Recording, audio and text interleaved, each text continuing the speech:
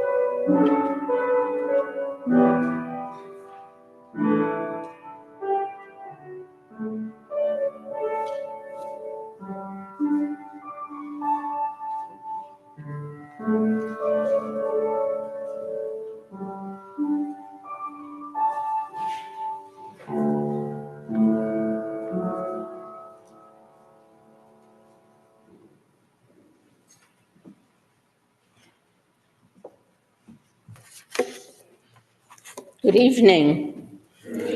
Hello out in Zoom land. I'm the Reverend Danielle DiBona, and it is a pleasure to be back with you on this Christmas Eve service. Welcome to the Unitarian Universalist Church in Fall River, Massachusetts.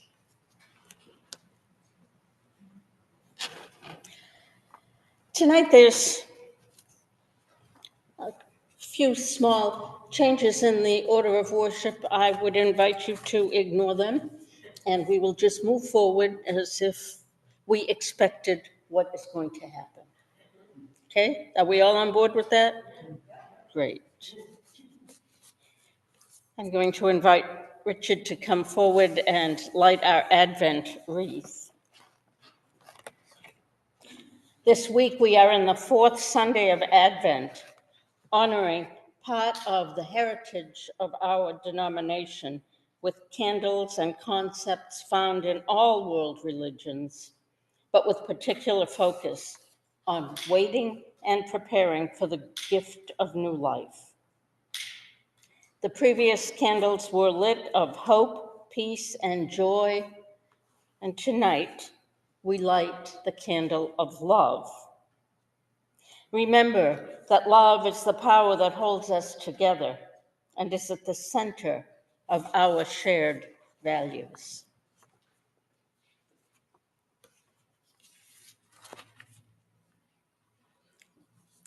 Please join in singing hymn number 239, Go Tell It on the Mountain. I know we're small, but we're powerful, so sing as if you mean it. 239, stand as you are willing and able.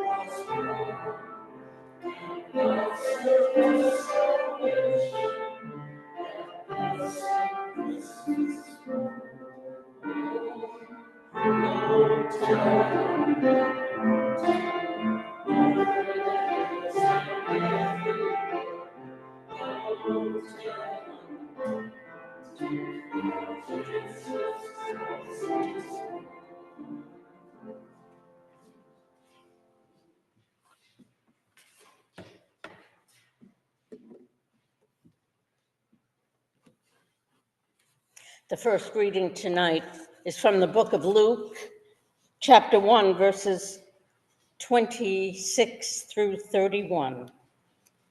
In the 6th month of Elizabeth's pregnancy, God sent the angel Gabriel to Nazareth, a town in Galilee, to a virgin pledged to be married to a man named Joseph, a descendant of David. The virgin's name was Mary. The angel went to her and said, "Greetings, you who are highly favored. The Lord is with you." Mary was greatly troubled at his words and wondered what kind of greeting this might be. But the angel said to her, "Do not be afraid, Mary. You have found favor with God. You will conceive and give birth to a son, and you are to call him Jesus.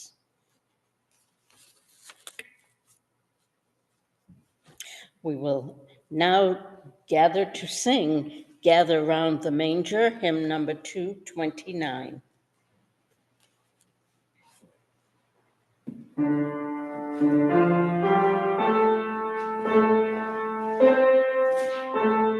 Stand if you are willing and able.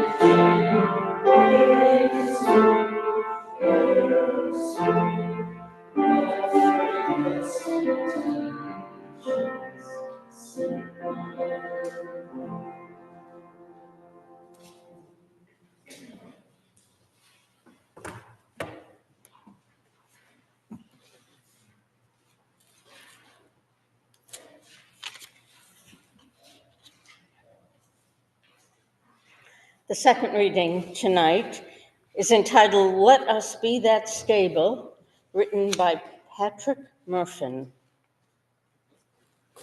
Today, let us be that stable. Let us be the place that welcomes at last the weary and the rejected, the pilgrim stranger, the coming life. Let not the frigid winds that pierce our inadequate walls, or our mildewed hay, or the fetid leavings of our cattle shame us from our beckoning. Let our outstretched arms be a manger, so that the infant hope, swaddled in love, may have a place to lie. Let a cold beacon shine down upon us from a solstice sky to guide us, the seekers who will come. Let the lowly shepherd and all who abide in the fields of their labors lay down their crooks and come to us. Let the seers, sages, and potentates of every land traverse the shifting dunes, the rushing rivers, and the stony crags to see our rude frame. Let herdsmen and high lords kneel together under our thatched roof to lay their gifts before wonder. Today, let us be that stable. We will now sing together, Away in a Manger, and the words are written in your order of worship, not in your hymn book.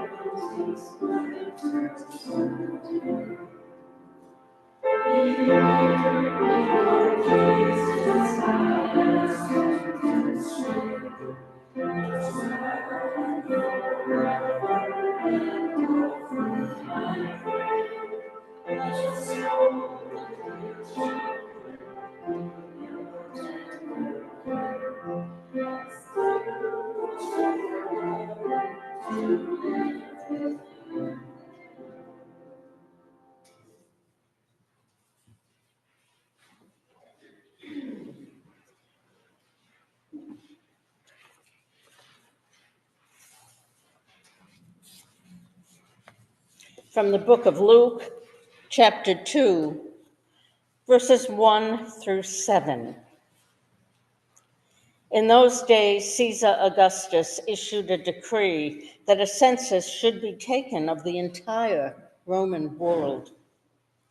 This was the first census that took place while Quirinius was governor of Syria, and everyone went to their own town to register. So Joseph also went up from the town of Nazareth in Galilee to Judea, to Bethlehem, the town of David, because he belonged to the house and line of David. He went there to register with Mary, who was pledged to be married to him and was expecting a child. While they were there, the time came for the baby to be born, and she gave birth to her firstborn, a son. She wrapped him in cloths and placed him in a manger because there was no guest room available for them. That was from the book of Luke.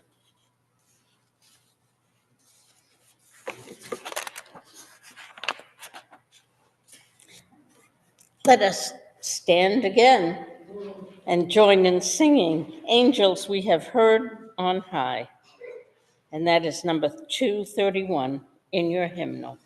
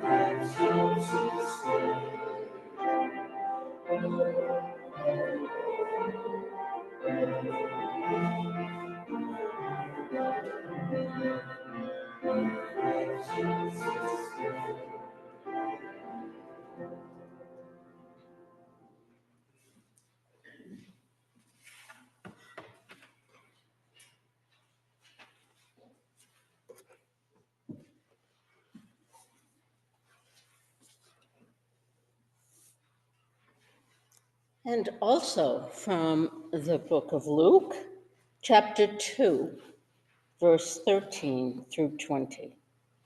Suddenly, a great company of heavenly hosts appeared with the angel, praising God and saying, "Glory to God in the highest, and on earth, peace to those on whom his favor rests." When the angels had left them and gone back into heaven, the shepherds said to one another, "Let us go to Bethlehem and see this thing that has happened, which the Lord has told us about." So they hurried off and found Mary and Joseph and the baby, who was lying in the manger. When they had seen him, they spread the word concerning what had been told to them about this child. And all who heard it were amazed at what the shepherds said to them. But Mary treasured up all these things and pondered them in her heart. The shepherds returned, glorifying and praising God for all the things they had heard and seen, which were just as they had been told.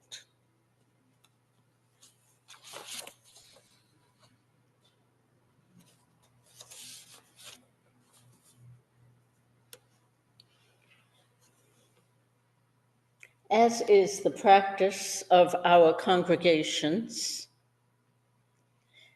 the support for this congregation comes from each one of us. And in gratitude, we will now receive the offering of the evening.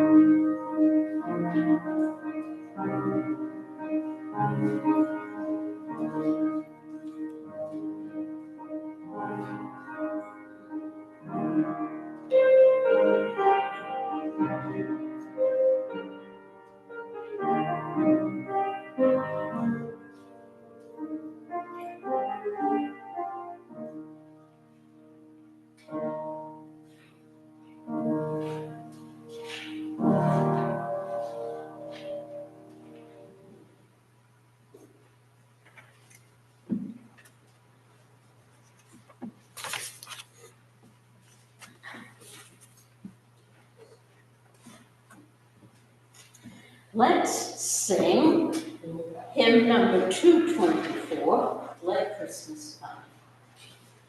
Stand as you are willing and able. If you've had it with that, you can stay seated.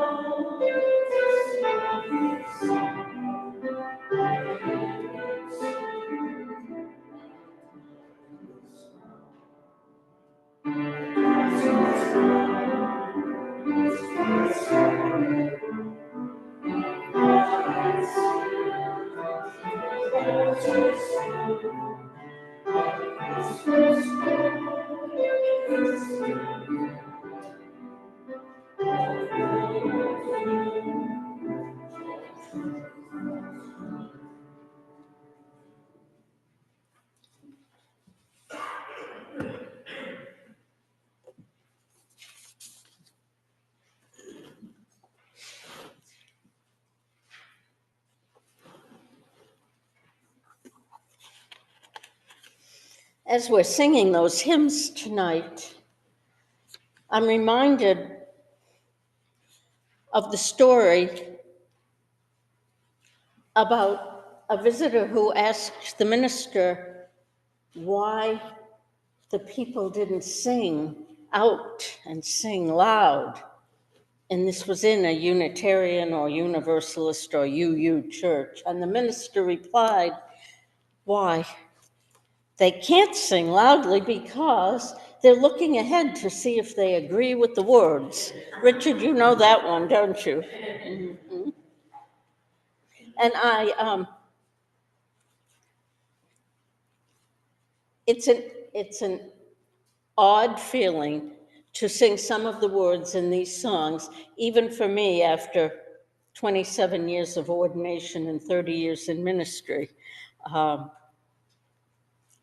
But it's so important to remember from whence we come. And we come from a Christian and Jewish tradition. We come from the Unitarians and the Universalists who were Christian. And I can picture them probably somewhere here in Fall River in the 1800s, all decked out with their hymnals, singing the very words of some of the songs that we sang tonight. And for them, there was a Christianity that they were comfortable with so that they felt comfortable singing the words. I hope that in the future, when you're in a UU church for Christmas Eve or Christmas Eve, that you will find some comfort in being with your ancestors. So my homily tonight is not written by me. It is written by Gareth Macmillan, A Modern Day Christmas Story.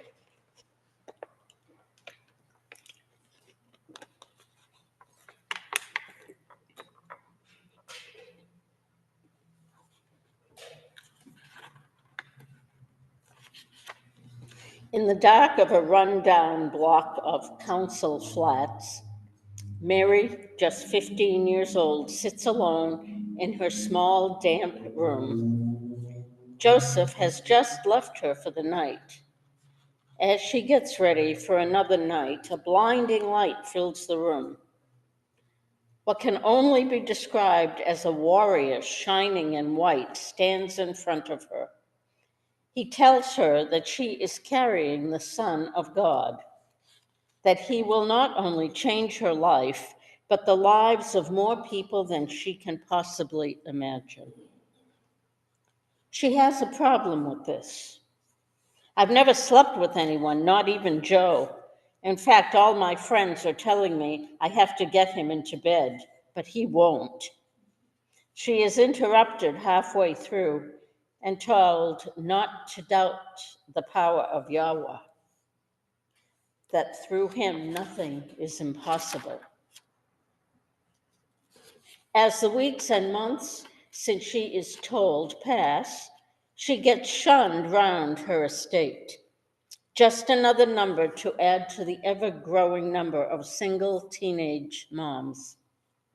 No one, except Joe, who has been told in no uncertain terms to stick with Mary, believes she hasn't been sleeping around.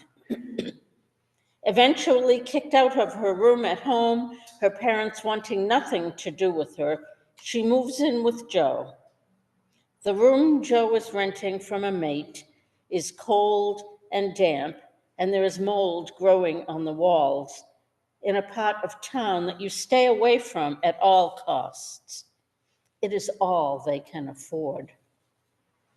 The time comes and Mary gives birth.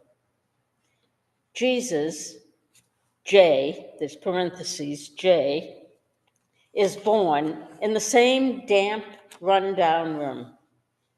Hardly the place for a king. Hardly the place for a baby that is meant to change the future of the world.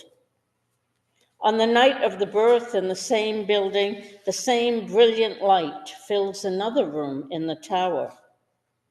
This time not appearing to Mary, but appearing to the prostitute who lives there. Seeing one client after another, hoping to get enough to buy their next fix, even in this place, they are the lowest of the low, the most despised. Their life has fallen apart and not stopped. Confronted with the glory of the angels, they fall face down, sure their time has come, that this is the end. The angels, rather than destroying them, tell them in this very building the hope of the world has just been born. A boy who will one day change everything, who will bring hope to millions like them. They are told where to find him, so they run down to the flat they have been told. Joe, however, isn't keen on letting them in. Joe and Mary may not be living in the best of conditions, but they do have standards. And finally, convincing Joe, they find Jay lying there, and Mary, the young mother, looking tired, confused, but with love for her son full in her eyes. Over the next few years, Mary and Joe struggle to make ends meet. However, they manage, if only just. There seems to be a constant flow of visitors, ever stranger and stranger people, all wanting to see the baby, but perhaps none more strange than the clerics from the local mosque. They come wanting to see a savior, They find Jay, just another naughty 2-year-old. They bring gifts, gold for a king, frankincense for a priest, and myrrh to be buried with. Shortly after this, Mary and Joe are forced to flee, having fallen deeper in debt. They have no option. Their lives are in danger along with that of Jay. They have heard stories of what has happened to people in their position. They move far away, and Jay continues to grow up. The string of strange visitors stops. However, a day doesn't go past when Mary doesn't think about all that has happened and wonders if she really did see that angel.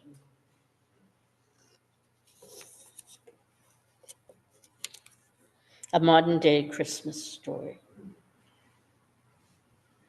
Please let's join in singing hymn number 245, Joy to the World.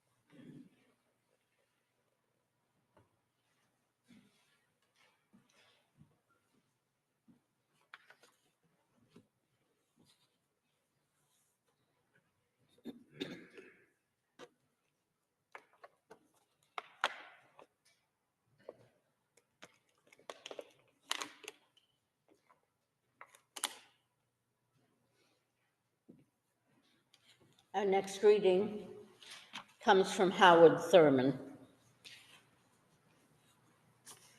In his essay, The Singing of the Angels, Howard Thurman writes, "There must be always remaining in every man's life some place for the singing of angels, some place for that which in itself is breathlessly beautiful, and by an inherent prerogative, throwing all the rest of life into a new and created relatedness. Something that gathers up in itself all the freshness of experience from drab and commonplace areas of living and glows in one bright light of penetrating beauty and meaning, then passes. The commonplace is shot through now with new glory, old burdens become lighter, deep and ancient wounds lose much of their old hurting. A crown is placed over our heads that for the rest of our lives we are trying to grow tall enough to wear. Despite all of the crassness of life, despite all of the hardness of life, despite all of the harsh discords of life, Life is saved by the singing of the angels. And this is his reading, the work of Christmas. When the song of the angels is stilled, when the star in the sky is gone, when the kings and the princes are home, when the shepherds are back with their flock, the work of Christmas begins. To find the lost, to heal the broken, to feed the hungry, to release the prisoner, to rebuild the nations, to bring peace among brothers, to make music in the heart.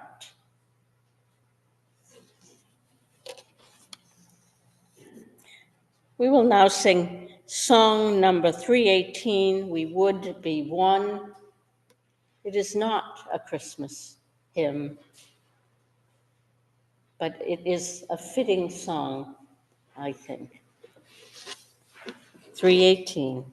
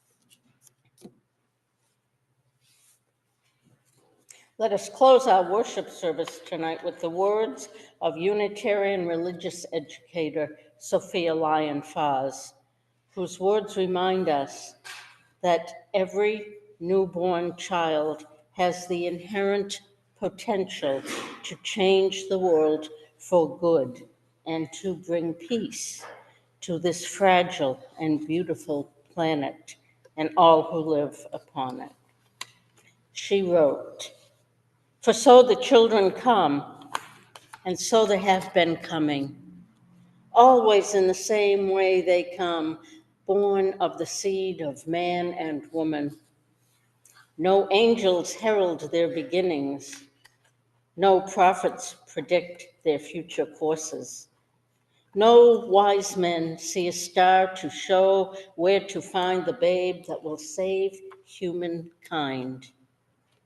Yet each night a child is born is a holy night. Fathers and mothers sitting beside their children's cribs feel glory in the sight of a new life beginning. They ask, where and how will this new life end? Or will it ever end?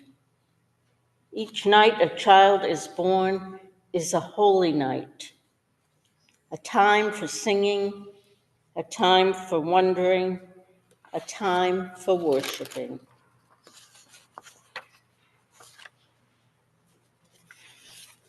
Each night is a holy night. Okay. We will sing.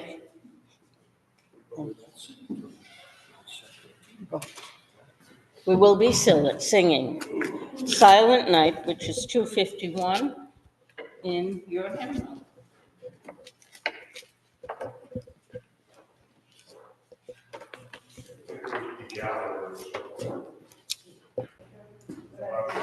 Sounds good. I certainly sounds good.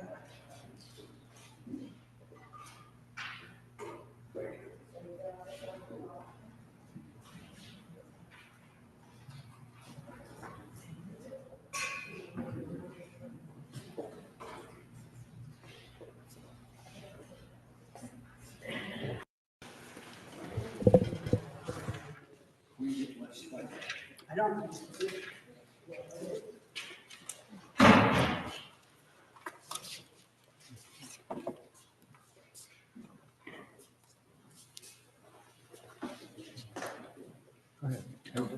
Oh, thank you. I thought you were into tree.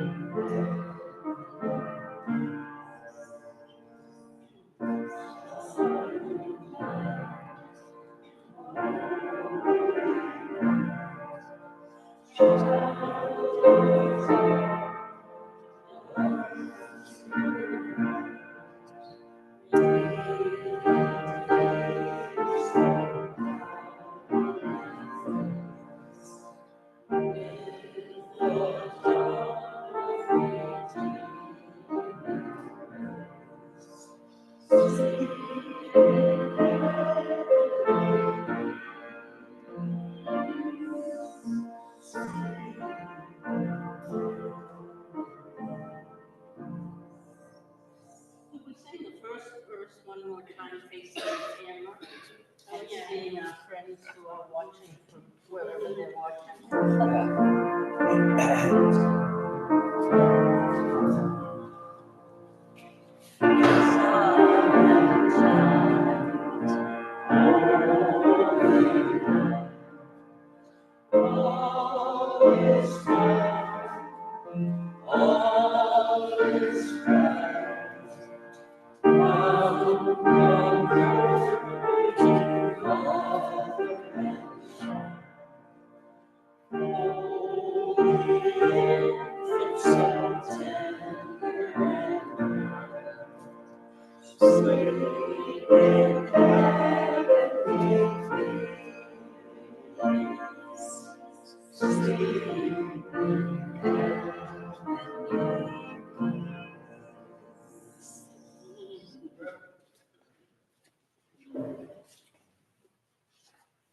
Make a wish.